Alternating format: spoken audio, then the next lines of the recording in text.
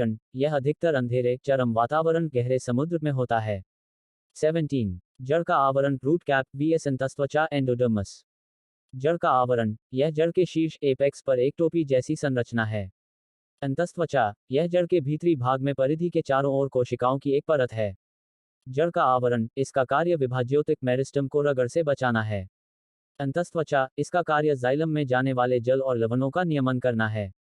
जड़ का आवरण, यह बाहरी संरचना है। अंतस्त्वचा, यह आंतरिक संरचना है। जड़ का आवरण, इसकी कोशिकाएं मृदुतंतु म्यूसिलेज स्रावित करती हैं। अंतस्त्वचा, इसकी कोशिकाओं में कैस्पीरियन पट्टिका कैस्पारियन स्ट्रिप्स पाई जाती है। 18 बीजाणु, स्पोर vs बीज सीड। बीजाणु, यह लैंगिक जनन की इकाई है। बीज, यह लैंगिक जनन की इकाई है।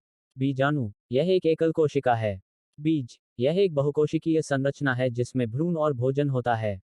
बीजाणु, इसमें संचित भोजन नहीं होता।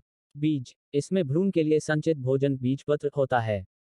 बीजाणु, यह कवक, फन, मॉस आदि में बनता है। बीज, यह बीज वाले पौधों जिम्नोस्पर्म और एंजियोस्पर्म में बनता है। 19 पुष्पक्रम, इन्फ्लोरेसेंस vs एकल पुष्प सॉलिटरी फ्लावर। पुष्पक्रम, यह पुष्पों का एक समूह है जो एक निश्चित क्रम में व्यवस्थित होते हैं। एकल पुष्प, एक तने या शाखा पर केवल एक ही पुष्प खिलता है। पुष्पक्रम, इससे परागण की सफलता बढ़ जाती है। एकल पुष्प, परागण की सफलता कम हो सकती है। पुष्पक्रम, उदाहरण, सूरजमुखी, गुलदाउदी।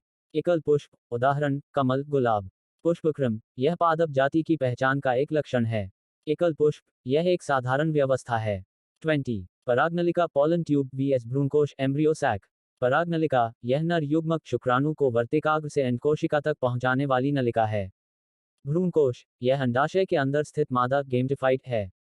परागनलिका, यह परागकण पॉलन ग्रेन से विकसित होती है। भ्रूणकोश, यह गुरुबीजाणु मेगास्पोर से विकसित होती है। परागनलिका, यह नर युग्मकधानी मेल गेमटिफाइट का भाग है। भ्रूणकोश, यह मादा युग्मकधानी फीमेल गेमटिफाइट है। परागनलिका, इसका कार्य निषेचन में सहायता करना है। भ्रूणकोश, इसमें निषेचन होता है और भ्रूण का निर्माण होता है। 21 प्रकाश अवधि, फोटोपराइड vs तापीय अवधि, थर्मोपराइड। प्रकाश अवधि, यह पौधे द्वारा प्रतिदिन प्राप्त प्रकाश और अंधकार के समय की लंबाई को दर्शाता है। तापीय अवधि, यह पौधे द्वारा प्रतिदिन अनुभव किए जाने वाले दिन और रात के तापमान के अंतर को दर्शाता है।